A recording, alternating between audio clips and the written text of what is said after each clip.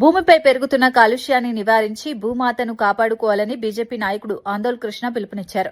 స్వామి సద్గురు చేపట్టిన భూ కాలుష్య నివారణ యాత్రలో ప్రజలు పెద్ద ఎత్తున భాగస్వాములు కావాలని ఆయన కోరారు.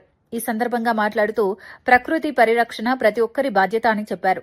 భూమి కాలుష్యాన్ని తగ్గించేందుకు ప్రతి వ్యక్తి తన వంతు కృషి చేయాలని అన్నారు. కడియం శ్రీహరి గారు శాసనసభ్యుల మీద మరి ఎలాంటి నిర్ణయం తీసుకోకపోగా వారి మీద పిటిషన్ ఇచ్చినటువంటి పిటిషన్లని కంప్లైంట్లని ఈరోజు డిస్మిస్ చేయడం జరిగింది. మరి ఈ యొక్క విషయాన్ని రాష్ట్ర ప్రజలు, రాష్ట్ర మేధావులు, విద్యార్థులు అందరూ కూడా ఈ యొక్క విషయాన్ని క్షుణ్ణంగా పరిశీలించాల్సినటువంటి అవసరం ఉన్నది.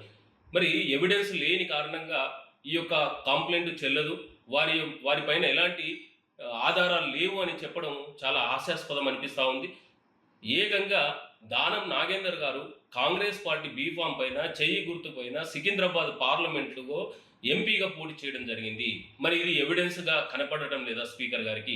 మరి అదేవిధంగా కడియం శ్రీహరి గారి కూతురు కాంగ్రెస్ పార్టీ పార్లమెంటు అభ్యర్థిగా పోటీ చేయడం జరిగింది. అక్కడ నామినేషన్ పత్రాలపైన మరి కడియం గారు సంతకాలు పెట్టినారనేది ఒక విషయం అయితే, కాంగ్రెస్ పార్టీ ఆఫీసులలో ప్రెస్ మీట్లు పెట్టి కాంగ్రెస్ పార్టీ ప్రచారంలో పాల్గొన్నటువంటి వ్యక్తి కడియం శ్రీహరి గారు. మరి ఇవన్నీ ఎవిడెన్స్గా కనబడటం లేదా? మరి ఈ విధంగా స్పీకర్ గారు మరి ఒక రాజ్యాంగబద్ధమైన పదవిలో కూర్చుండి ఈ రకమైన నిర్ణయం తీసుకుంటే మరి అసలు ఈ రాష్ట్ర భవిష్యత్తు ఏంది? అసలు ఈ రాజ్యాంగ విలువలకు మరి కట్టుబడి ఉన్నట్ట? దయచేసి స్పీకర్ గారు ఆలోచన చేయాల్సినటువంటి అవసరం ఉన్నది. ఈ నిర్ణయం సరైన నిర్ణయం కాదు. ఇది తెలంగాణ సమాజం ఒప్పుకునేటటువంటి నిర్ణయం కాదు.